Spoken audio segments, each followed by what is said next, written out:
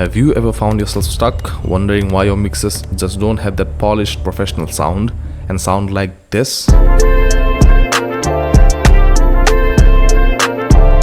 The reason could be you're not sidechaining the right way. Well, in this video, I'm going to show you how to fix that and make it sound something as clear as this one.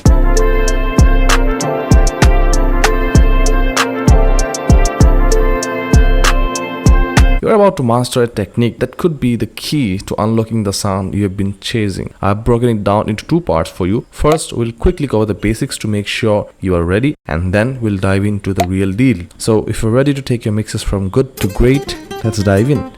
Sidechaining is a popular audio processing technique used to control the dynamics of a sound by linking it to another sound. Essentially, it allows one track to affect the volume or behavior of another track, creating a dynamic relationship between the two. The most common example is sidechaining a bass line to a kick drum. When the kick drum hits, the volume of the bass is automatically reduced or ducked, making space for the kick to punch through the mix. This creates that classic pumping effect you hear in dance music. One more time.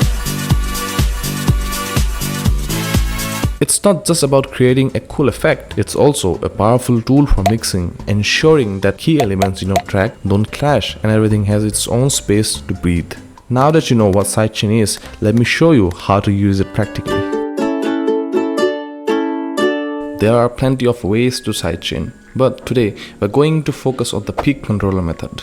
In our playlist, we have two tracks, one for the kick, one for the bass. Now I want that bass to duck out of the way every time the kick hits, like a well-trained backup dancer clearing the stage for the star performer. Here's how we'll make it happen. First, load a Fruity Peak controller on the track you want to use as the trigger, so the kick drum. Then load a Fruity Balance on the track you want to sidechain, which in this case is the bass. Now right click on the gain knob in the Fruity Balance, choose link to controller. Now select internal controller, then pick peak.